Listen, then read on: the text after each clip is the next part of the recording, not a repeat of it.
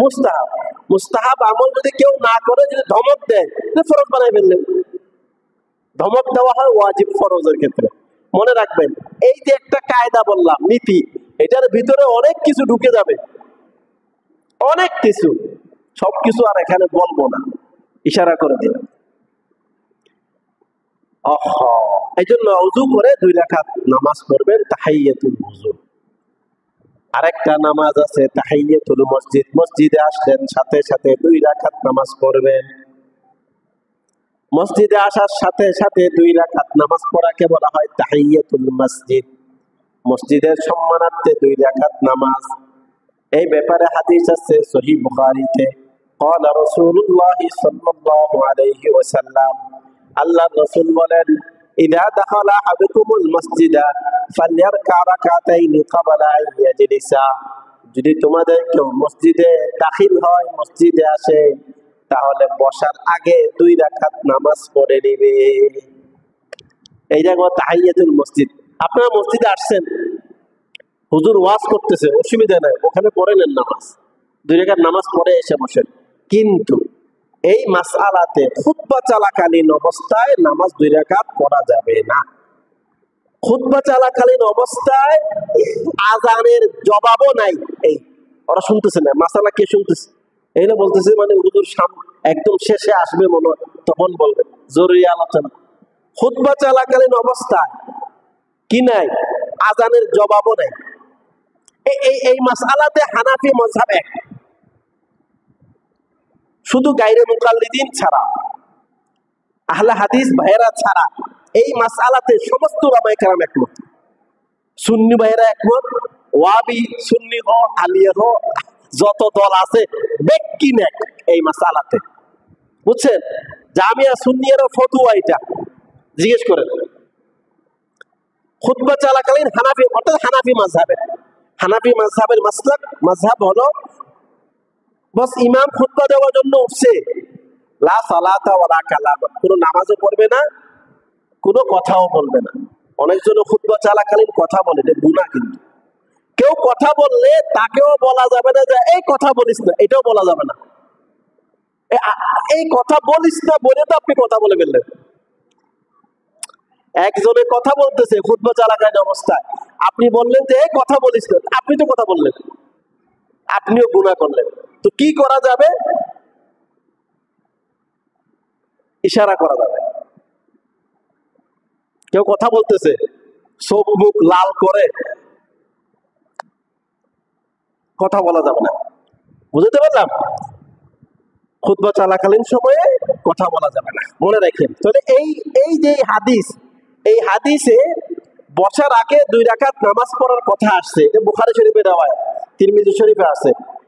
এই হাদিস দিয়ে কেউ কেউ দেওয়ার চেষ্টা করে, এই হাদিস দিয়ে দলিল দেওয়া যাবে না। এই হাদিসের পুরা প্রেক্ষাপট হলো, একজন গরিব সুলাইক আল গাতফানি সাহাবীর নাম, উনি আসছিলেন খুতবা চলাকালীন অবস্থায়, রাসূল বলছেন যে দাঁড়াও নামাজ পড়ো। গরিব সাহাবী উপস্থিত সাহাবাদেরকে উনাকে দেখাইছেন সে গরিব, তোমরা দান সদকা করো, এই জন্য খুতবা চলাকালীন তাকে নামাজ পড়তে বলছে। তো এই হাদিসের উপরে ইয়া করে খুতবা চলাকালীন অবস্থায় নামাজ পড়তে হবে বলা যাবে না। এটা হানাফি মাযহাব। আপনি যদি না মানেন, আপনাদেরকে তো আমি আপনাকে ধরে বেঁধে মারতে পারবো। আমার মাসাল আমি বলে দিলাম, এটা সপক্ষে অনেক কঠিন শক্ত দলিল আছে। যাই হোক, তাহলে আমরা তাহিয়াতুল মসজিদ নামাজ পড়বো খুতবা চলাকালীন অবস্থায় নয়, অন্য সময়।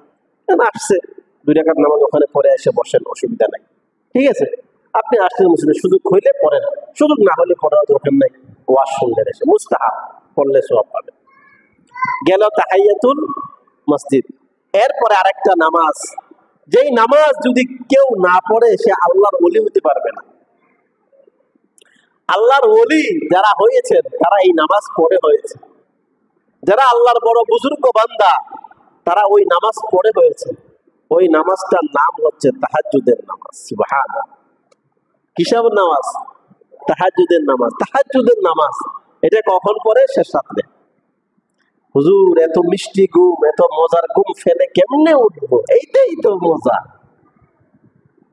এটাই তো মজা। আপনার প্রেমিকের সাথে দেখা করতে রাতের 1টা বাজে না, 2টা বাজে না, 3টা বাজে না, যুবক দৌড় দেয় প্রেমিকের সাথে দেখা করতে। কল আসার সাথে সাথে পাগলের নে হুন্ডা নিয়ে ছুটে রাস্তায় অ্যাক্সিডেন্ট করে মারা যায়, তাও দুঃখ নাই। প্রেমিকের ভালোবাসা, মোহাব্বতের টান, এমন টান যখন তাকে বলে তখন সে উঠতে প্রস্তুত, যেতে প্রস্তুত। আল্লাহর ভালোবাসায় যার অন্তর সিক্ত, আল্লাহ তাকে যদি বলে রাতে 3টা বাজে নামাজ পড়ার জন্য, ওই বান্দা প্রস্তুত। সুবহানাল্লাহ। আল্লাহর মোহাব্বতের বিষয়, আল্লাহর মোহাব্বতের বিষয়। আল্লাহ বলবে, বান্দা, ফেরেশতারা দেখো আমার এই বান্দা রাতে 3টা বাজে উঠে গেল। মানুষ সবার ঘুমের ভিতরে বিভোর, অনেক মানুষ ঘুমের ভিতরে মগ্ন হয়ে আছে, কিন্তু বান্দা রাত্রে উঠে গেল নামাজ পড়ার জন্য। বান্দা, তুমি কি চাও আমার কাছে? তুমি যা চাও আমি আল্লাহ তোমাকে তা দান করে দেব। সুবহানাল্লাহ। তাহাজ্জুদের নামাজ, সহিহ বুখারীতে হাদিস আছে। عن أبي هريرة رضي الله تعالى عنه قال قال رسول الله صلى الله عليه وسلم إن الله تبارك وتعالى ينزل في كل ليلة إلى سماء الدنيا حين يبقى ثلث الليل الآخر। প্রতি রাত্রে, শেষ রাত্রে আল্লাহ তাআলা নিচের আসমানে আসেন। এসে আল্লাহ তাআলা বান্দাকে ডাকতে থাকেন, ফায়াকুলু মাইয়াদউনি ফাস্তাজিব লা। কে আছো আমাকে ডাকবে, আমি তোমার ডাকে সাড়া দিব। মাইয়াসআলুনি ফাউতিয়া। কে আছো আমার কাছে চাইবে, আমি আল্লাহ তোমাকে দান করব। মাইয়াস্তাগফিরুনি ফাগফির লা। কে আছো আমার কাছে ক্ষমা চাইবে, আমি আল্লাহ তোমাকে ক্ষমা করে দিব। সুবহানাল্লাহ। এই জন্য তাহাজ্জুদের নামাজ, ভাইয়ের আমার, রাতের 12টা বাজে, 1টা বাজে আসছেন, ঘুমাইতে ঘুমাইতে রাতের 12টা 1টা বেজে গেছে, 2 রাকাত নামাজ পড়ে ঘুমান। কেউ কেউ বলছেন যে 1টার পরে, মানে 1/3 যাওয়ার পরে, 2/3 যাওয়ার পরে শেষ রাত্র তো আছে। কেউ বলছেন যে কি 2য় অংশ যেটা আছে, মানে মাঝের অংশ, রাতকে 3 ভাগ করে, প্রথম অংশ বাদ দিয়ে 2য় অংশ, 3য় অংশ। কেউ বলছিল 12টার পরে, কেউ কেউ বলছে তাহাজ্জুদের সময় ঢুকে পড়ে, এজন্য কেউ নামাজ পড়ে। এই তো কোনো আল্লাহর ওলি হবে না এই নামাজ পড়া ছাড়া। এই নামাজ পড়ছে আল্লাহর রাসূল সাল্লাল্লাহু আলাইহি ওয়াসাল্লাম। তাহাজ্জুদের নামাজ পড়তেন, কত কত ভালোভাবে পড়তেন, এমন ভাবে নামাজ পড়তেন, হাত্তা ওয়ারিমাত কদামাহু, আল্লাহর রাসূলের পা মুবারক ফুলে যেত। রাতে দাঁড়াইতে দাঁড়াইতে পা মুবারক ফুলে গেছেন। বুখারীর riwayat, বুখারী শরীফের হাদিস। মা আয়েশা বলেন, ও আল্লাহর রাসূল, আপনার আগের পরের গুনাহসমূহ আল্লাহ মাফ করে দিয়েছেন, তারপরও কেন আপনি সারা রাত্র জেগে জেগে তাহাজ্জুদের নামাজ পড়েন? আল্লাহর রাসূল সুন্দর জবাব দিয়েছেন, ইয়া আয়েশা আফালা আকুনু আবদান শাকুরা। হে আয়েশা, আমি কি আল্লাহর শুকরগুজার বান্দা হব না? আল্লাহর কৃতজ্ঞ বান্দা কি আমি হব না? যে রাসূলের আগের পরের গুনাহ মাফ, উনিও রাতে তাহাজ্জুদের নামাজ পড়তেছেন। রাসূল তাহাজ্জুদের নামাজ কোনো সময় মিস করেন নাই। ওমিনাল লাইলি ফাতাহাজ্জাদ বিহি নাফিলাতান লাক আসা আন ইয়াবআসাকা রাব্বুকা মাকামান মাহমুদা। এজন্য ভাইরা আমার, তাহাজ্জুদের নামাজ পড়ার অভ্যস্ত হন। রাতের 12টা 1টা বাজে আমরা অনেক সময় ঘুমাই, ঘুমাইতে ঘুমাইতে বেজে যায়, 2 রাকাত নামাজ পড়ে ঘুমান, অনেক ফায়দা। আল্লাহ তাআলা আমাদেরকে আমল করার তৌফিক দান করুন, সবাই বলে আমিন। তাহাজ্জুদের নামাজ গেল, এরপরে হচ্ছে কি ফজরের পরে, সূর্য ওঠার 10 মিনিট পরে, সাথে সাথে না, এটাকে বলা হয় ইশরাকের নামাজ। ইশরাক, ইশরাক মানে হচ্ছে আলোকিত করা। সূর্য পৃথিবীতে আলো আলো আলো দিছে না, এই তখন আপনি নামাজ পড়েন। সূর্য ওঠার সাথে সাথে না, সূর্য ওঠার কমপক্ষে কম মিনিট পরে, 10 মিনিট পরে। ওই যদি ইশরাকের নামাজ যদি কেউ পড়ে, তো হুজুর এগুলা কি আপনারা পড়েন? আমি তো ভাই গাফেল মানুষ, অলস মানুষ, মাঝে মধ্যে পড়ি আবার ছুটে যায়। তবে মাদ্রাসাগুলোতে আলহামদুলিল্লাহ এগুলোর প্রতি খুব আমল হয়। আমাদের মাদ্রাসাতে অনেক ছাত্র হুজুর এগুলোর পরে আমল করে, অনেক মাদ্রাসা আছে। এই যে নফল নামাজ যেগুলো কথা বলতেছি না, আমি তো ভাই গাফেল মানুষ, উদাসীন মানুষ, অলস মানুষ, সবসময় তো করতে পারি না, কিন্তু অনেক ভাইয়েরা মাদ্রাসাতে হুজুররা এই আমলগুলো করেন। বিশেষ করে এশরাকের আমল তো করা সহজ, ফজর নামাজ পড়ে 10 মিনিট পরে করা যেতে পারে। আচ্ছা, এশরাকের নামাজের কি ফজিলত, এই ব্যাপারে হাদিস আছে, তিরমিজি শরীফে হাদিস। قال رسول الله صلى الله عليه وسلم من صلى الغداة في جماعة, যে ব্যক্তি ফজরের নামাজ জামাতের সহকারে পড়লো, আগে ফরজ ঠিক করতেছে, ওটা সওয়াব হওয়ার জন্য এখানে ফরজের কইদ লাগাইছে। যে ব্যক্তি ফরজের নামাজ জামাতের সাথে আদায় করলো, ثم قعد يذكر الله تعالى حتى تطلع الشمس, সূর্য উদিত হওয়ার আগ পর্যন্ত বসে বসে আল্লাহর জিকির করলো। ফজরের নামাজ জামাতের সাথে পড়লে এরপরে বসে বসে কি করতেছে? আল্লাহর জিকির। কতক্ষণ পর্যন্ত? সূর্য উদিত হওয়ার আগ পর্যন্ত। হানাফি মাযহাব অনুযায়ী সহজ, কারণ হানাফি মাযহাব তো ফজরের নামাজ আলোকিত করে পড়ে, যখন আলো হয়ে যায় তখন পড়ে। শাফিঈ মাযহাবে অন্ধকার থাকতে ফজরের নামাজ পড়ে। ফজরের আযান তো ফজর ওয়াক্ত ঢুকে তো সুবহ সাদেকের সময় অনেক আগে ঢুকে না।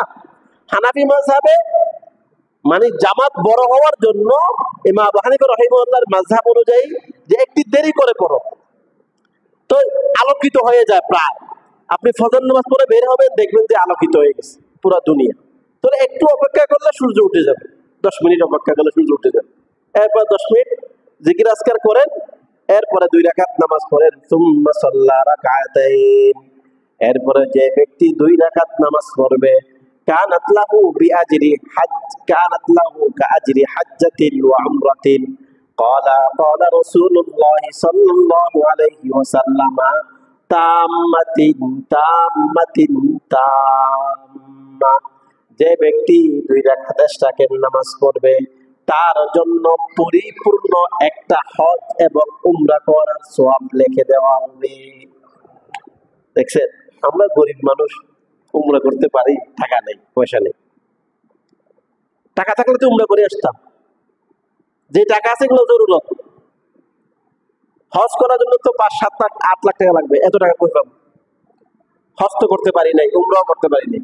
করার ইচ্ছা অনেক, কিন্তু ছেলে মেয়েকে তো পালতে হবে না, বিবি বাচ্চাকে পালতে হবে। তো যাদের টাকা আছে জরুরতের বাইরে উমরা করে আসেন, হজ করে আসেন। করার ইচ্ছা অনেক, আল্লাহ ব্যবস্থা করবে, সময় আছে। তো আমরা তো আর গরিব মানুষ, হজ টজ করা সম্ভব হইতেছে না। আমরা কি করব? বেশি বেশি এশরাকের নামাজ পড়ব। আল্লাহ রাসূল বলছেন এশরাকের নামাজ পড়বা, পরিপূর্ণ হজ আর এক উমরা করার সওয়াব দান করা হবে। সুবহানাল্লাহ। এমনি হজ উমরা করলে তো অনেক শর্ত শরায়েত আছে। আমারটা হজ সহিহ হইতে পারে, নাও হইতে পারে। অনেক শর্ত শরায়েত আছে না, নিয়ম কানুন আছে না। কিন্তু এশরাকের নামাজ পড়লে ওই নামাজটা যদি সহিহভাবে পড়তে পারেন, হজ উমরা সব পেয়ে গেছে। আল্লাহ দিবে বলছেন, আল্লাহ রাসূল দিবে বলছেন। এজন্য এশরাকের নামাজ পড়ার চেষ্টা করবেন তো ইনশাআল্লাহ। গেল এশরাকের নামাজ। এরপরে 9টা 10টা বাজে একটা নামাজ আছে, ওইটাকে বলা হয় সালাতুদ দুহা। 10টা 11টা বাজে, 9টা 10টা 11টা বাজে, 11টা আবার 12টার আগে পড়তে হবে। 11টা 59 প্রায় সময় সূর্য মানে দুপুর হয়। সূর্য যখন একদম সোজাসুজি হয় তখন নামাজ পড়া যায়, ওটা আপনারা জানেন। এই জন্য হিসাব রাখতে হবে। 10টা 10:30 পরে যাইয়েন না।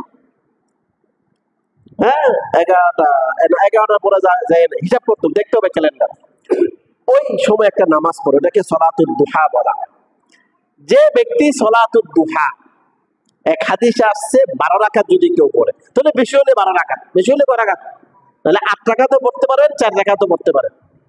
তাহলে এশরাকের নামাজ আবার 2 রাকাতের কথা আসছে, সালাতুদ দুহা 4 রাকাতের কথা আসছে, 8 রাকাতের কথা আসছে, 12 রাকাতের কথা আসছে। যে ব্যক্তি সালাতুদ দুহা 12 রাকাত নামাজ পড়বে, তিরমিজি শরীফের হাদিস, قال رسول الله صلى الله عليه وسلم من صلى الضحى 12 রাকাতান, যে ব্যক্তি দুহার সময় 10টা 9টা 10টার সময় সালাতুদ দুহা 12 রাকাত নামাজ পড়বে, বানাল্লাহু লাহু কসরাম মিন যাহাবিন ফিল জান্নাহ, আল্লাহ তার জন্য জান্নাতে একটি প্রাসাদ বানিয়ে দিবে। সুবহানাল্লাহ। জান্নাতে প্রাসাদ চান তাহলে এই নামাজ পড়ে। জান্নাতে যদি প্রাসাদ চান তাহলে কি এই নামাজ সালাতুদ দুহা 9-10টা বাজে নামাজ পড়তে পারেন। আর এক হাদিসে আসছে যে সালাতুদ দুহা পড়বে, قال তিরমিজি শরীফের হাদিস, قال رسول الله صلى الله عليه وسلم من حافظ على شفعة الضحى غفر له ذنوبه وإن كانت مثل زبد البحر। যে ব্যক্তি সালাতুদ দুহা পড়বে তার গুনাহ মাফ করে দেওয়া হবে, যদিও তার গুনাহ সমুদ্রের ফেনা পরিমাণ হয়। সুবহানাল্লাহ। তাহলে সালাতুদ দুহা পড়লে গুনাহও মাফ হবে, আবার জান্নাতে একটা প্রাসাদ আল্লাহ তাআলা আপনাদের জন্য নির্মাণ করবে। বাকি থাকলো আওয়াবিন। আওয়াবিন মানে কি? আওয়াবিনের নামাজ বলে, কিন্তু হাদিসে আওয়াবিন শব্দ আসে নাই। হাদিসে কি আসে নাই? আওয়াবিন শব্দটা আসে নাই। আওয়াবিন, আমরা আওয়াব শব্দের অর্থ যে আল্লাহর দিকে বেশি রুজু হয়, আল্লাহর দিকে ধাবিত হয়, তাকে বলে আওয়াব। হযরত ইব্রাহিম ইসলামের নাম ছিল, লকব ছিল ইন্নাহু আওয়াব, উনি আল্লাহর দিকে বেশি ঝুঁকতেন। তো আওয়াবিনের নামাজ মানে যে সমস্ত বান্দার সাথে আল্লাহর সাথে গভীর সম্পর্ক, আল্লাহর দিকে সবসময় ঝুঁকে, ওটাকে বলা হয় আওয়াবিন। তো আওয়াবিন এই শব্দটা হাদিসে আসে নাই। আওয়াবিনের নামাজ ফুকাহায়ে কেরামরা একটা নাম দিছে, এটা প্রচলিত হয়ে গেছে। ওটা কি? মাগরিবের নামাজের পরে 6 রাকাত নামাজ। কয় রাকাত নামাজ? 6 রাকাত নামাজ। 6 রাকাত মানে সুন্নত সহকারে। কি সহকারে? সুন্নত সহকারে 6 রাকাত। তাহলে 4 রাকাত, এদিকে সুন্নত 2 রাকাত। কয় রাকাত হইল? যে ব্যক্তি নাকি তিরমিজি শরীফের হাদিস, قال رسول الله صلى الله عليه وسلم من صلى 6 রাকাতিন بعد المغرب, যে ব্যক্তি 6 রাকাত নামাজ পড়ে মাগরিবের পরে, লাম ইয়াতাকাল্লাম বাইনা ফিমা বাইনাহুন্না বিসুইন, মধ্যখানে কোনো খারাপ কথাবার্তা বলবে না, কোনো কথাবার্তা বলবে না, তার জন্য কি সওয়াব? উদিল্লা লাহু বিইবাদাতি 12 সানাতান, তার জন্য 12 বছর লাগাতার ইবাদত করার সওয়াব লেখা হবে। সুবহান। তাহলে ভাইরা আমার, এই নামাজগুলোর কথা আপনাদেরকে জানিয়ে দিলাম যে এই নামাজগুলো আপনারা আমল করেন। আল্লাহ তাআলা আমাদের সবাইকে সঠিকভাবে এই নামাজগুলো পড়ার, আমল করার তৌফিক দান করুন। সবাই বলে আমিন। বুঝতে পারছেন তো? আচ্ছা, এখন হচ্ছে আমাদের ওই নামাজের ট্রেনিং না, ইনশাআল্লাহ শুরু করে দিব। তার আগে আমাকে গত সপ্তাহে ওই মুরব্বী বলছিলেন সাহু সিজদা দেওয়ার নিয়ম কি? সাহু সিজদা দেওয়ার কি নিয়ম কি জিজ্ঞেস জরুরি। অনেকজন হয়তো জানেন না সাহু সিজদা কেমনে দেয়, সাহু সিজদা দেওয়ার নিয়ম কি, এটা জিজ্ঞেস করছিলেন। তো সাহু সিজদা দেওয়ার নিয়ম, সাহু সিজদা ওয়াজিব হয় কখন? ওই ওয়াজিব, নামাজের ওয়াজিব কয়টি? 14টি। 14টি ওয়াজিব যদি ভুলে ছুটে যায় তখন শেষে গিয়ে সাহু সিজদা দিলে নামাজ হয়ে যাবে। সাহু সিজদা মানে আপনি ফিকহ কিতাবে লেখছে এরকম 2টা তরিকা আছে, যেটা প্রসিদ্ধ ওইটা বলছি। আত-তাহিয়াতু শেষের বৈঠকে, আত-তাহিয়াতু পড়ার পরে সালাম ফিরিয়ে দিবেন, একদিকে ডান দিকে সালাম ফিরাবেন, ফিরিয়ে 2টা বাড়তি সাজদা দিবেন, 2টা বাড়তি সাজদা দিবেন। ওটাকে সাহু সাজদা বলা হয়, ভুলের সাজদা। সাহু মানে কি? ভুল, যে ভুল করছেন কাফারা দিলেন, সাহু সাজদা। এরপরে আবার আত-তাহিয়াতু পরে দুরূদ শরীফ পরে দোয়ায়ে মাসুরা পরে দুনো দিকে সালাম ফিরে শেষ করে দেন। বুঝতে পারলাম? এটা হচ্ছে সাহু সিজদার নিয়ম। সাহু সিজদার কি নিয়ম? এটা জরুরি, এই প্রশ্নগুলো জরুরি, এটা তো বোঝার জিনিস আছে।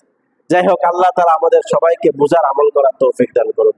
এবার আমরা নামাজের এই দাঁড়ানোর নিয়ম আজকে শিখবো। কি ভাই? নামাজে দাঁড়ানোর নিয়ম শিখবো ইনশাআল্লাহ। আচ্ছা, দেখতেছেন আমাকে আপনারা? আজকে লোক কি কম দেখা যাচ্ছে? দেখা যাক কম। নামাজের দাঁড়ানোর সুন্নত, নামাজে মোট দাঁড়ানোর সুন্নত 11টি। কয়টি ভাই? 11টি সুন্নত। আগে আমি সুন্নতগুলো আপনাকে বলি, তারপরে আপনারা দেখেন। এই দেখেন, 1 নম্বর হচ্ছে তাকবীরে তাহরিমা বলার সময় সোজা হয়ে দাঁড়ানো, 1 নম্বর। 2 নম্বর হচ্ছে পায়ের আঙ্গুলগুলো কিবলার দিকে রাখতে হবে। 3 নম্বর মুক্তাদি তাকবীরে তাহরিমা, ইমামের তাকবীরে তাহরিমা বলার পরক্ষণেই হতে হবে। 4 নম্বর তাকবীরে তাহরিমা বলার সময় হাত কান পর্যন্ত উঠাইতে হবে, কান পর্যন্ত উঠাইতে হবে। 5 নম্বর হাতের তালু কিবলার দিকে রাখতে হবে, এই হাতের তালুকে কিবলার দিকে রাখতে হবে। 6 নম্বর আঙ্গুলগুলোকে স্বাভাবিক রাখতে হবে, এই আঙ্গুলগুলোকে এরকম মিলিয়ে না, স্বাভাবিক অবস্থা রাখতে হবে। 7 নম্বর ডান হাতের তালু বাম হাতের পিঠের উপরে রেখে এই বাঁধতে হবে এরকম করে, 7 নম্বর। 8 নম্বর বৃদ্ধাঙ্গুল ও কনিষ্ঠ আঙ্গুল দিয়ে এরকম কবজিকে ধরতে হবে। 9 নম্বর 9 নম্বর গেল। 10 নম্বর নাভির নিচে হাত বাঁধা, নাভির নিচে হাত বাঁধা।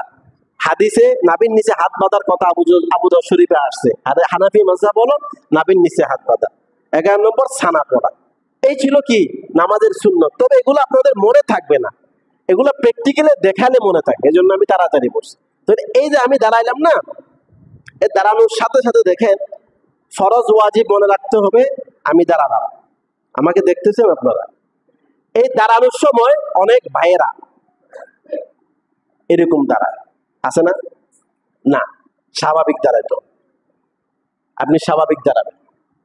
অনেক ভাইয়েরা আছে মাথা ঝুঁকায়, দাঁড়াইয়া ওই মাথা ঝুঁকিয়ে বল, না মাথা ঝুঁকাবেন, মাথা সোজা থাকবে, নজর থাকবে আপনার সাজদার জায়গাতে, কিবলার দিকে না, নজর থাকবে সাজদার জায়গাতে, সাজদার দিকে নজর থাকবে। এরকম সোজা হয়ে দাঁড়ালেন। দাঁড়ানোর পরে এবার আপনি তাকবীরে তাহরিমা বাঁধলেন, তাকবীরে তাহরিমা মানে আল্লাহু আকবার বললেন। তো এটা বলার সময় হাতের কি অবস্থা হবে? এই যে 11টা বললাম না, এগুলো সব চলে আসতেছে। দেখেন পায়ের কি অবস্থা হবে, দুইটা জিনিস, হাতের কোন অবস্থা, পায়ের কি অবস্থা। আগে পায়েরটা বলি। পায়ের যে আঙ্গুলগুলো আছে এগুলা কিবলার দিকে হতে হবে। পায়ের আঙ্গুল দেখাইতেছে? দেখাই না, একটু দেখাই, মানুষ ওইটা দেখবে তো, দেখাইতে হবে একটু।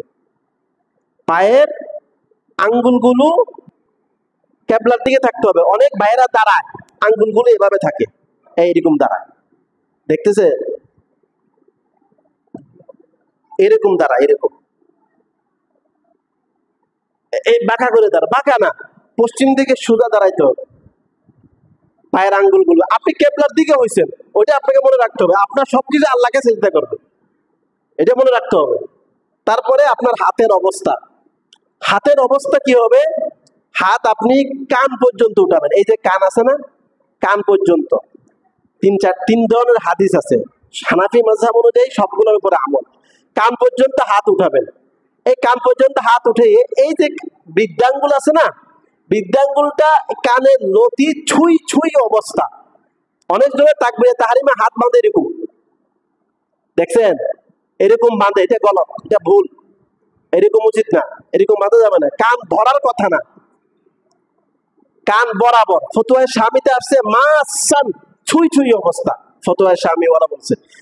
তাহলে এই হাতটাকে একদম শক্ত করে এরকম রাখবেন না, স্বাভাবিক অবস্থায়, আবার বেশি ফাঁকও না, স্বাভাবিক অবস্থায় কিবলার দিকে, কিবলার দিকে রাখতে হবে। কেউ কেউ নিয়ত বাঁধে এরকম, দেখছেন না? অনেকজন নিয়ত এরকম বাঁধে, এরকম হবে না, কিবলার দিকে রাখতে হবে। এটাকে কিবলার দিকে রেখে এই আপনি কান পর্যন্ত নিয়ে আসলেন, এই ছুঁই ছুঁই অবস্থা, এই ট্রেনিং করতে হবে।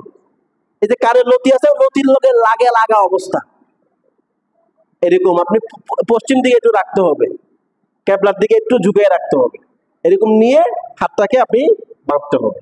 তাহলে হাতের অবস্থা দেখাইলাম, হাতের অবস্থাটা দেখাইলাম। হাতের আঙ্গুল স্বাভাবিক কিবলার দিকে থাকবে, হাতের বৃদ্ধাঙ্গুলটা কানের লতি ছুঁই ছুঁই অবস্থা। এটা হচ্ছে সুন্নত তরিকা। এর উল্টো হলে আপনার নামাজ হবে ঠিক, কিন্তু সুন্নত তরিকা হয় না। এরকম বাঁধে কেউ কেউ আছে, হাত বেঁধে এরকম ছেড়ে দেয়, আবার বাঁধে, আছে না? এরকম এই যে থাকবে তাহলে বেঁধে এরকম ছেড়ে দিতে পারবেন না, ছাড়া উচিত না। এই থাকবে তাহলে বাঁধার সাথে সাথে হাতটাকে এই এখানে নিয়ে আসতে হবে, নাভির নিচে নিয়ে আসতে হবে। কথা বুঝতে পারলাম? এবার যে হাত যে আপনি বাঁধবেন, বাঁধার তরিকাটা কি? ডান হাতের তালুকে বাম হাতের পিঠের উপরে রাখবেন, দেখছেন? দেখতেছেন? পিঠের উপর রাখা এই কনিষ্ঠ আঙ্গুল আর এই বৃদ্ধাঙ্গুল দিয়ে এই কবজিটাকে ভালোভাবে ধরবেন। ধরে এই 3টা আঙ্গুলকে এই হাতের উপরে রাখবেন। দেখতেছেন? হ্যাঁ, এই দেখেন, এই রাখে ধরলাম, ধরে এই দেখেন 3টা রাখ, এই এরকম করে হাত ছেড়ে দিবেন আপনি, যত দূর যায়, যত দূর যায় আপনি ছেড়ে দিলে যত দূর যায়, তো নাভির নিচেই যাবে, হাত ছেড়ে দিলে। নাভির নিচে সম্পর্কে হাদিস, আবু দাউদ শরীফে হাদিস আছে। এটার উপরে আমল, হানাফি মাযহাব, অনেক ভাই মনে করে হানাফি মাযহাবের আমল করে এমনি, এগুলো আপনি গবেষণা নাই আপনার, এটা এমনি হয় না মাযহাবটা। এজন্য হাতটা আপনি নাভির নিচে বাঁধার হাদিস আছে অলরেডি, এজন্য নাভির নিচে হাত বাঁধার কথা, হাত বাঁধবে নাভির নিচে। তবে দেখেন একটা জিনিস, এখানে কেউ কেউ হাত বাঁধে এরকম, দেখছেন? এই এটা কি ভাই? ভুল, এটা কি ভুল। নাভির এরকম হাত বাঁধা যাবে না। হাতটা কিরকম? এরকম বেঁধে এই নাভির নিচে নিয়ে যেতে হবে। কেউ আছে নাভির নিচেও নেয় না, আর আহলে হাদিস ভাইয়েরা হাত বাঁধে বুকের উপরে, বুকের উপরে বাঁধে না, ফেটের উপরে বাঁধে। তো ফেটের উপরে হাদিস কই? বানাইলে হবে একটা, ফেটের উপরে হাত বাঁধার কথা আসছে? ফেটের উপরে হাত বাঁধেন না। যারা বুকের উপরে বাঁধে তারা হাদিস দিয়ে দলিল দিতে চায়, ওরা অন্য বিষয়। কিন্তু হানাফি মাযহাবে নাভির নিচে পেটের উপরে বাঁধার কোনো হাদিস নাই। তা আপনি যে ফেটের উপরে বাঁধলেন এরকম করে, ফেট ফেট বুঝেন তো, নাভির নিচে নিয়ে যাবেন। নাভির নিচে নিয়ে গিয়ে হাতটাকে এরকম শক্ত করে রাখবেন, নজর থাকবে কোন দিকে? সেজদার দিকে নজর থাকবে। তাহলে ভাই এই যে আমরা সুন্নত 11টা বলছি না, সব চলে আসছে কেন? তারপরে আপনি রেখে সানা পড়বেন। কি পড়বেন? সানা। সানা কি? সুবহানাকাল্লাহুম্মা ওয়া হামদিকা ওয়া তাবারাকা ইসমুকা ওয়া তাআলা জাদ্দুকা ওয়া লা ইলাহা গায়রুক। এই ছিল নামাজের দাঁড়ানোর সুন্নত। তাহলে এবার আবার দেখাই, 10 মিনিট তো, এই আর 2 মিনিট আছে, দেখাই দিছি। তাহলে সোজা হয়ে দাঁড়িয়ে মাথা ঝুঁকাবো না, স্বাভাবিক অবস্থায় থেকে হাতটাকে আমরা কান পর্যন্ত উঠাবো, হাতের তালু কিবলার দিকে থাকবে, স্বাভাবিক অবস্থায় থাকবে, ফাঁকো না, একদম মিলানো না। তারপরে এক হাতকে আর এক হাতের উপরে বেঁধে নাভির নিচে রেখে দিব, নাভির নিচে ছেড়ে দিব, তারপরে ছাড়া পড়ব। তাহলে আমরা এরকম বলতে পারি। এই দেখেন, তাকবীরে তাহরিমা বলবেন, হাত উঠাবেন, আল্লাহু আকবার। এই তাকবীরে তাহরিমা শেষ, হাত বাঁধাও শেষ। বুঝছেন? কেউ আছে এরকম মানে তাকবীরে তাহরিমা আগে বলে ফেলে, আল্লাহু আকবার আগে শেষ, তারপরে হাত বাঁধে না। আল্লাহু আকবার আগে শেষ না, তাকবীরে তাহরিমা বলার সাথে সাথে হাত বাঁধবেন, শেষ হতে হতে হাত এখানে নিয়ে আসতে হবে, হাত উঠাবেন, শেষ হতে হতে হাত এখানে নিয়ে আসতে হবে। আল্লাহু আকবার মানে আল্লাহু আকবার না, তাকবীরে তাহরিমার সাথে সাথে। আবার মুক্তাদি তাকবীরে তাহরিমা ইমামের তাকবীরে তাহরিমার পরে হইতে হবে, আগে হলে হবে না। ইমাম সাহেব বলে করে হাত তুলছে, আল্লাহু আকবার বলতে বলতে আপনি আল্লাহু আকবার বলে হাত বেঁধে ফেলছেন, আপনার নামাজ হবে না। ইমামের তাকবীরে তাহরিমার পরে আপনার তাকবীরে তাহরিমা হইতে হবে, আপনি তো আগে বেঁধে ফেলছেন। তাহলে এই খেয়ালগুলো রাখতে হবে। আল্লাহ তাআলা আমাদেরকে, তাহলে আজকে আমরা দাঁড়ানোর সুন্নতগুলো বললাম, কিছু ভুলভ্রান্তিগুলো বললাম। যদি আপনারা সময় দেন আমি আসরের পরেও প্র্যাকটিক্যালে দেখাবো। আবার আসরের পর যারা আসবেন, আমি আসি, ফায়দা নিতে পারেন। আমি আসি আসরের নামাজের পর, আমি যদি আপনারা বলেন থাকবো, আমি তো আসি, কাজ করতে পারবো। আর যদি বলেন যে না হুজুর আমরা আসতে পারবো না, অন্য ব্যাপার। তাহলে আজকে এতটুকু বললাম, সামনে ইনশাআল্লাহ কেরাত, রুকু, সিজদার সুন্নত তরিকাগুলো বলবো। আল্লাহ তাআলা আমাদের সবাইকে আমল করার তৌফিক দান করুন। যারা সুন্নত পড়েননি সুন্নত পড়েন।